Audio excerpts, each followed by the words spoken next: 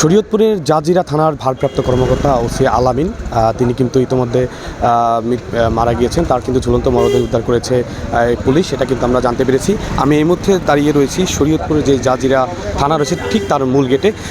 তার যে মৃত্যুর খবরটি কিন্তু দুপুরে আমরা জানতে পারি। এই ঘটনার জানার পরে কিন্তু স্থানীয় যেই লোকজন আছে তারা কিন্তু মূলত এখানে ছুটে আসে এবং তারা ভিড় করে বিষয়টি আসলে তারাও জানার চেষ্টা করছেন। আমরা ইতিমধ্যে কথা বলেছি জেলার পুলিশ সুপার নজরুল ইসলামের সাথে। তিনি আমাদেরকে যেমনটি বলেছেন যে আসলে দুপুরের দিকে তার সহকর্মীরা তার ওসি আলামিনের যে শয়নকক্ষ ছিল সেই শয়নকক্ষের একটি জানালার গ্রিলের সাথে তিনি কিন্তু ঝুলেছিলেন। এই জিনিসটা দেখতে পেয়ে কিন্তু তারা বিষয়টির সাথে সাথে ঊর্ধ্বতনের যে কর্তৃপক্ষ তাদেরকে কিন্তু বিষয়টি অবগত করে এবং কি এই ঘটনা জানার পরেই কিন্তু পুলিশ সুপার জেলা প্রশাসক সহ যে ঊর্ধ্বতন কর্মকর্তা রয়েছে তারা কিন্তু এই ঘটনাস্থলে ছুটে আসে এবং কি তারা এই মরদেহটি এখান থেকে উদ্ধার করে এবং কি আসলে ঘটনার কারণ কি সেটা কিন্তু তারা এখনও পর্যন্ত নিশ্চিত করতে পারেনি। তারা কিন্তু যেমনটি বলছেন যে আসলে তিনি প্রাথমিকভাবে তারা ধারণা করছেন তিনি আত্মহত্যা করেছেন, এমনটি কিন্তু তারা ধারণা করছেন। পাশাপাশি যে ফরেনসিক বিভাগের যে টিম তারা কিন্তু ঢাকায় খবর দিয়েছে। তারা কিন্তু ইতিমধ্যে কিন্তু ঢাকা থেকে রওনা করেছে এবং কি তারা এই ঘটনাস্থলে আসবেন এবং কি বিষয়টি অধিকতর তদন্ত করবে। তদন্ত করার পরেই কিন্তু আসলে যে মূলত প্রকৃত ঘটনা তারা কিন্তু